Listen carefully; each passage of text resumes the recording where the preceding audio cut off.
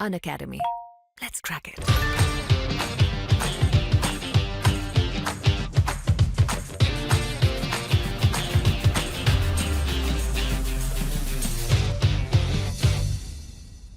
चलिए दोस्तों, अब हम पढ़ने वाले हैं गैर निष्पादनकारी परिसंपत्तियां। मतलब क्या है इसका? इसको बोला जाता है शॉर्ट में एनपीए। एनपीए का मतलब होता है नॉन परफॉर्मिंग एसेट्स, और इसे शॉर्ट में एनपीए बोला जाता है। अब ये होती क्या है? हमारे चल रहा है बैंकिंग से रिलेटेड लेक्चर, और भारतीय अर्थव्यवस्था के अंतर्गत ही हम टॉपिक पढ़ रहे हैं, यूनिट फर्स्ट। इसमें देखिए एक चीज़ देखिए आप एनपीए के बारे में। तो एनपीए का मतलब क्या होता है? एनपीए का मतलब होता है जो बैंक होते हैं, बैंकों के द्वारा क्या किया जाता है, अग्रिम ऋण जो है कस्टमर को या जो कंज्यूमर उनको भुगतान प्रदान किया जाता है किस्तों का।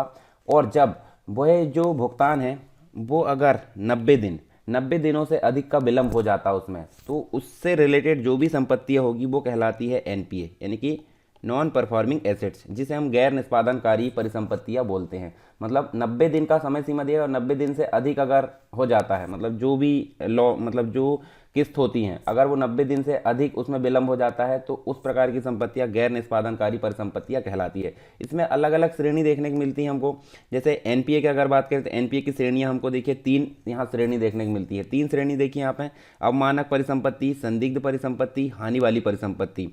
तो अवमानक परिसंपत्ति की अगर बात करें तो यहाँ पे देखिए सब स्टैंडर्ड एसेट्स इनको बोला जाता है। और यहाँ अगर बात करें इसमें तो 90 दिनों से लेकर 12 महीने तक जो पुराना एनपीए है वो हमको इसके अंतर्गत शामिल देखने को मिलता है, अवमानक परिसंपत्ति के अंतर्गत।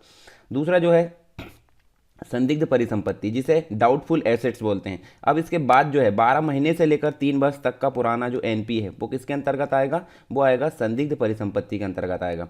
फिर लास्ट वाली जो है हानि वाली, यानी कि पूर्णतः यहाँ पर सोच लिया जाता है कि अब कोई भरोसा नहीं है, मतलब कोई उम्मीद नहीं है आने की, तो इसको बोला जाता है लॉस एसेट्स। यानी कि 3 वर्ष से लेकर आगे तक, यानी 3 वर्ष से अधिक का जो भी ऋण है जो मिल नहीं रहा बैंकों को, वो कहलाता है यहाँ पे हानि वाली परिसंपत्ति, यानी कि लॉस एसेट्स इनको बोला जाता है। और कर्ज को लौटाने में समर्थ होने के बावजूद जो जानबूझकर कर्ज ना लौटाने वाले ऋणी होते हैं उनको इरादन चूक करता बोलते हैं, यानी कि विलफुल मतलब खुद अपनी इच्छा से वो है चुकाना नहीं चाहते, उनको बोला जाता है यहाँ पे क्या? इरादन, यानी कि अपने इरादे से वो क्या कर रहा है, जानबूझकर यहाँ पे ये काम कर रहा है। तो ऐसा यहाँ पे देखने को मिलता है। कुछ और चीज़ें होती है, जैसे कि आप देखें तो एक होता है द्वितलन पत्र समस्या होती है। तो ये होता क्या है? अनअकैडमी आपके लिए लेकर आया है बहुत ही आकर्षक और फ्री प्लान जो कि एमपीपीएससी और व्यापम के एग्जाम से संबंधित है। यदि आप फ्री प्लान लेना चाहते हैं तो आपको यहाँ पे मिलेगा 500 से ज्यादा free live classes every week, और डाउट क्लियरिंग सेशन भी आपको दिया जा रहा है। वीकली फ्री मॉक टेस्ट यहाँ पे चल रहे हैं, फ्री लाइव क्विज यहाँ पे चलती है, 20 से ज्यादा क्वेश्चन यहाँ पे हर सब्जेक्ट को मिलाकर होता है। Daily T20 free live quiz यहाँ पे चलती है, 20 क्वेश्चन होते हैं, 20 मिनट में आपको इसका आंसर देने होते हैं। और 8 PM पे ये सीरीज चलती है और 8:30 बजे इसका एनालिसिस कराया जाता है टॉप एजुकेटर्स के द्वारा। इसका फायदा लेने के लिए आपको क्या करना है? इसका फायदा लेने आपको डाउनलोड करना है सिंपली अनअकैडमी का लर्निंग ऐप। यहाँ पे एमपीपीएससी से संबंधित कोर्स यूज कीजिए, एमपीपीएससी आपका गोल सेलेक्ट कीजिए, और यहाँ पे सरकार 10 आपको प्रोमो कोड यूज करना है इस प्लान को अनलॉक करने के लिए। याद रहे, सरकार 10 प्रोमो कोड यूज करने के बाद ही आप फ्री प्लान को अनलॉक कर सकते हैं। और यदि आप प्लस बैचेस के साथ जाना चाहते हैं अपनी ऑलराउंड प्रिपरेशन के लिए, तो यहाँ पे विभिन्न प्रकार के बैचेस चल रहे हैं। प्रीलिम्स के यहाँ पे अल्टीमेट 60 डेज का क्रैश कोर्स यहाँ पे चल रहा है, संपूर्ण ज्ञान, जो कि यदि आप रिवीजन कर रहे हैं तो इसके लिए आपके लिए आवश्यक है। और यदि आप संकल्प एमपीपीएससी 2020 में जुड़ रहे हैं तो इसके लिए आपको डाउट क्लियरिंग सेशन यहाँ पे एक्स्ट्रा मिलेंगे, और वीकली 12 सेशन यहाँ पे सब्जेक्ट वाइज लग रहे हैं यदि आप ऑलरेडी रिवीजन कर रहे हैं तो। मेगा बैच स्टार्टिंग सून है यहाँ पे, और एमपीपीएससी की तैयारी आप शुरू से करना चाहते हैं तो 10 महीने का फाउंडेशन बैच यहाँ पे शुरू हो रहा है। यहाँ पे टेस्ट सीरीज वगैरह भी चलेगी। स्वप्न पूर्ति बैच उन लोगों के लिए है जो यहाँ पे 2019 का प्रीलिम्स क्वालिफाई किए हैं और अपने सपनों को साकार करके एमपीपीएससी की जो मुख्य परीक्षा है उसमें उत्तीर्ण होना चाहते हैं। इसमें साथ ही साथ आपको उत्तर लेखन का अभ्यास कराया जाएगा टॉप एजुकेटर्स के द्वारा। आप इन टॉप एजुकेटर्स द्वारा आप पढ़ सकते हैं, आप देख सकते हैं। और इस सब्सक्रिप्शन को प्राप्त करने के लिए आपको अनअकैडमी के लर्निंग ऐप में जाकर एमपीपीएससी और अपना संबंधित गोल में प्लस कोर्स में जाना है, और यहाँ पे गेट सब्सक्रिप्शन ऑप्शन में क्लिक करके आपको इस प्रकार की विंडो यहाँ पे दिखेगी, और आप यहाँ पे अपने अनुसार यहाँ पे जो प्लान है वो ले सकते हैं। और याद रहे, सरकार 10 प्रोमो कोड यूज करने पर आपको 10% का डिस्काउंट मिल जाएगा। और देर किस बात की, download Unacademy app now to let's crack MP and Vyapam exams. इसकी अगर बात करें यहाँ पे तो इनको ट्विन बैलेंस शीट प्रॉब्लम बोला जाता है। तो औद्योगिक उत्पादन की अगर बात करें औद्योगिक उत्पादन की यहाँ पे बात की जा रही है, तो औद्योगिक उत्पादन में क्या हो जाती है? कमी। औद्योगिक उत्पादन में कमी के कारण औद्योगिक समृद्धि दर घटने लगती है। परिणाम स्वरूप औद्योगिक जो इकाइयाँ होती है, यानी कि जो इंडस्ट्रियल यूनिट्स होती है, बैंक का ऋण भुगतान नहीं कर पाते, बैंक के ऋण का भुगतान नहीं कर पाते, क्योंकि जो समृद्धि दर है वो घटने लगी है उत्पादन के कारण, जिससे औद्योगिक इकाइयों के बैलेंस शीट खराब होने से बैंकों का भी बैलेंस शीट खराब हो जाता है और एनपीए का जो मतलब जो बैंक का जो एनपीए है वो क्या होता है, वो बढ़ने लगता है। ठीक है, और इसे ही हम क्या बोलेंगे, द्वितलन समस्या। मतलब जब औद्योगिक स्थिति खराब होती है, समृद्धि खराब होती है, तो बैंकों का ऋण चुकाने में असमर्थ होते हैं, तो बैंकों की स्थिति भी बिगड़ने लगती है और एनपीए की जो संख्या है, एनपीए में वृद्धि होने लगती है। तो इसे ही यहाँ पर द्वितलन पत्र समस्या बोला जाता है। इसके अलावा बैंकिंग क्षेत्र में एनपीए की पहचान की अगर बात करें तो यहाँ देखिए भारत की बात कर लेते हैं। ठीक है, भारत में बैंकिंग के संबंध में जो एनपीए है, भारत में बैंकिंग के संबंध में जो एनपीए है उसकी पहचान के लिए यहाँ पे हमको 31 मार्च 2014 की बात करें, 31 मार्च 2014 से 90 दिनों के विलंब के मानक को स्वीकार किया गया है। यानी कि 90 दिन का अगर विलंब हो जाता है तो वो क्या होती है, वो एनपीए की श्रेणी में आ जाती है। इसके अनुसार यह माना गया है कि जिन सामान्य अग्रिमों के संबंध में एक वर्ष में एक तिमाही मतलब 90 दिन से अधिक का ब्याज तथा मूलधन की किस्त का भुगतान प्राप्त ना हुआ हो, तो उस ऋण को हम क्या बोलेंगे, उस ऋण को यहाँ पे एनपीए की श्रेणी में रख देंगे। तो इसे यहाँ पे बैंकिंग के क्षेत्र में एनपीए की पहचान मतलब इस प्रकार से की गई है। 2014 में ये डिफाइन किया गया था। नेक्स्ट जो होता है, कृषि के क्षेत्र में भी हमको एनपीए देखने को मिलता है। तो कृषि के क्षेत्र में एनपीए की पहचान कैसे की जाए, तो कृषि के ऋण यहाँ पे प्रदान किए जाते हैं कि नहीं, कृषि के ऋण यहाँ पे प्रदान किए जाते हैं भारत के अंतर्गत। तो उसी के संदर्भ में यह मानक जो है इससे भिन्न है, इससे क्या है, भिन्न है। और जब ब्याज या मूलधन की किस्त का भुगतान निर्धारित तिथि के बाद 2 फसलों के आने, 2 फसल मतलब रबी खरीफ की फसल हम उदाहरण के रूप में ले सकते हैं, 2 फसलों तक अगर ना किया जाए तो वो क्या कहलाता है, वो एनपीए की श्रेणी में आ जाता है। ठीक है, तो ये आपको ध्यान में रखना, कृषि के क्षेत्र में 2 फसल और यहाँ पे जो है यहाँ पे 90 दिन, तो ये दोनों में थोड़ा सा डिफरेंस है, ये आपको ध्यान में रखना है। उसके बाद आपको एक चीज़ और देखने को मिलती है जिसे हम बोलते हैं गैर निष्पादनकारी संपत्ति से संबंधित अनुपात, यानी कि नॉन परफॉर्मिंग एसेट्स रेशियो इसको हम बोल सकते हैं, मतलब अनुपात यहाँ पे बोल सकते हैं। तो किसी भी बैंक की अगर बात करें तो किसी भी बैंक की जो कुल निष्पादनकारी संपत्तियाँ होती है उसके प्रतिशत के रूप में गैर निष्पादनकारी संपत्तियों का भाग ही क्या कहलाता है, मतलब जो टोटल जो संपत्ति है, यानी कि संपत्ति जितनी भी है, मान लीजिए 10,000 है या 10 करोड़ है, 10,000 करोड़ है, तो उसमें से जो भी गैर निष्पादनकारी संपत्तियाँ होगी उसका जो भाग है वो क्या कहलाता है, गैर निष्पादनकारी संपत्तियों का अनुपात कहलाता है। और इसके संबंध में हमको मतलब अनुपात के रूप में 2 रूप यहाँ पे संभव हो सकते हैं। तो 2 रूप कौन कौन से हैं, सकल गैर निष्पादनकारी संपत्ति अनुपात, और इसको इंग्लिश में बोलें तो gross non performing assets ratio, जिसे GNPAR बोला जाता है। दूसरा जो होता है निबल गैर निष्पादनकारी संपत्ति अनुपात, तो इसे बोला जाता है net non performing assets ratio, यानी कि NNPAR इसको बोला जाता है। तो ये 2 चीज़ हमको देखने को मिलती है। अभी होता क्या है इसके बारे में थोड़ी सी चीज़ें जान लेते हैं। जैसे ये इसकी अगर बात करें तो यहाँ देखिए GNPA जो रेशियो है एक ऐसा ऋण कहलाता है जो वसूली योग्य नहीं रह जाता। वसूली योग्य मतलब जिसको वसूला नहीं जा सकता, और बैंक ने जिसके लिए अपनी पुस्तकों में व्यवस्था या प्रावधान किया हो, परंतु जिसे बैंक की लेखा पुस्तकों में अब भी दिखाया जा रहा हो, मतलब जिसका मतलब जो है वसूली मतलब योग्य नहीं है या फिर संभव नहीं है। ठीक है, उसे बोला जाता है यहाँ पे GNPAR, यानी कि सकल गैर निष्पादनकारी संपत्ति अनुपात। दूसरा जो होता है निबल गैर निष्पादनकारी संपत्ति अनुपात, यानी कि नेट, निबल मतलब नेट होता है। और ऐसा ऋण जिनके कुछ भाग वसूली हो चुकी है परंतु उनके अग्रिम ऋण में जो बैंक है उसकी पुस्तकों में समायोजन नहीं किया गया है, एडजस्टमेंट जिसे बोलते हैं। तो GNPA में जो इनका समायोजन है करने के बाद जो बचता है उसे NNPA बोला जाता है। तो ये दोनों चीज़ हम यहाँ पे देख सकते हैं। एक तो हो गया GNPAR यानी कि सकल गैर निष्पादनकारी संपत्ति अनुपात, जिसे वसूली योग्य संभव नहीं है, और निबल मतलब होता है जो वसूला जा चुका है परंतु उसको फिर सकल गैर निष्पादनकारी संपत्ति अनुपात में से घटाने के पश्चात जो प्राप्त होता है वो NNPAR उसको बोला जाता है। चलिए आगे देखते हैं हम। आगे हमको एक चीज़ देखने को मिलती है जिसके अंतर्गत देखें तो गैर निष्पादनकारी संपत्ति की जो वृद्धि है उसके कुछ प्रमुख कारण हैं। तो जो भारत में प्रमुख कारण है वो हम देखें तो यहाँ देखिए, पहला जो है ऋण प्राप्त करने के लिए गिरवी रखी गई जो संपत्ति है, परिसंपत्ति, उसकी गुणवत्ता तथा कीमत में कमी आना, तो इसके कारण भी वृद्धि देखी जाती है। दूसरा होता है NPA। ठीक है, तो NPA की जो पहचान है उसके संबंध में स्पष्ट मूल्यांकन प्रणाली का अभाव यहाँ पे देखने को मिलता है। आर्थिक स्थिति, वृद्धि दर तथा जो निर्यात वृद्धि उसमें गिरावट आना, परियोजना के पूरा होने से विलंब के कारण जो है ब्याज तथा मूलधन की किस्तों के भुगतान में विलंब होना। साथ में हम देखें तो ब्याज की दरों में वृद्धि होने के कारण किस्त भुगतान में समस्या होती है। निर्यातक इकाइयों को जो है दिए गए ऋणों के भुगतान के संबंध में विदेशों में आर्थिक मंदी के कारण उत्पन्न समस्या। नेक्स्ट जो है सार्वजनिक बैंकों द्वारा एनपीए की गणना के संबंध में पहले से चली आ रही विधि के स्थान पर सिस्टम आधारित पहचान पद्धति को अपनाने के कारण भी एनपीए में वृद्धि देखने को मिलती है। इसके अलावा आप देखें तो नेक्स्ट जो है प्राथमिकता क्षेत्रक जो है, प्राथमिकता क्षेत्रक मतलब जो कृषि से रिलेटेड, उसके संबंध में ऋण के अंतर्गत दिए गए ऋणों के संबंध में अधिक जोखिम की स्थिति का होना। फिर आधारिक संरचना यानी कि इंफ्रास्ट्रक्चर से रिलेटेड जो क्षेत्र है उसको भी यहाँ पे दिए गए ऋणों में अधिकांश की जो है अदायगी नहीं हो पाती, अधिकांश जो है पे नहीं किए जा सकते। तो ये सभी समस्या या ये सभी कारण हैं जिनके कारण गैर निष्पादनकारी संपत्तियों में वृद्धि हमेशा होते रहती है।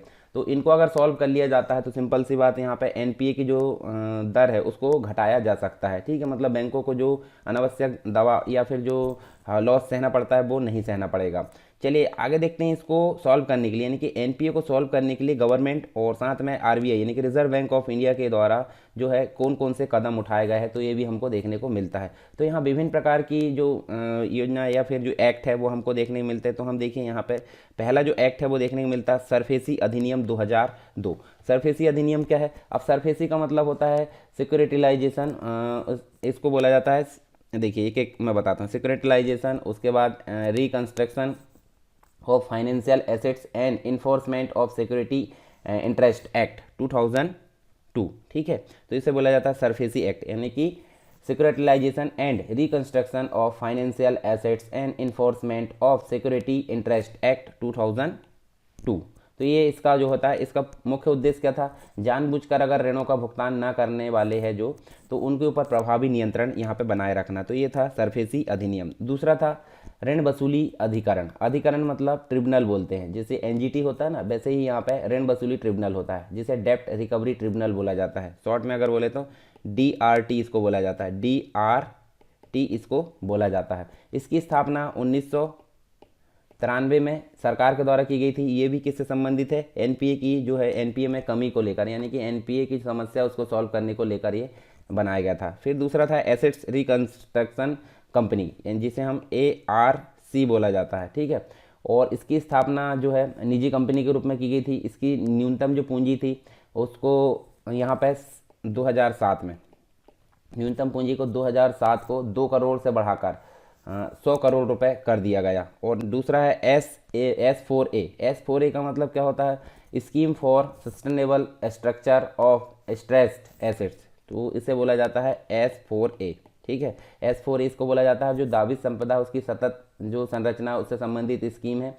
और भारतीय रिजर्व बैंक यानी कि आरबीआई, भारतीय रिजर्व बैंक द्वारा 2016 में इसको आरंभ किया गया था। और यह स्कीम जो है वैकल्पिक फ्रेमवर्क है। इसके अंतर्गत संघर्षरत जो कंपनी है उसके ऋण को सतत व असतत हिस्सों में बांटा जा सकता है। तो अलग अलग कैटेगरी बनाने के लिए इसको जो है शुरू किया गया था। ठीक है, इसके अलावा हमको जो है कुछ योजनाएं देखने को मिलती है। योजना यहाँ हम देख सकते हैं, अलग अलग प्रकार की योजना होती है। तो देखिए यहाँ पे एक योजना होती है जिसका नाम है इंद्रधनुष योजना। तो इंद्रधनुष योजना क्या है वो हम देख लेते हैं।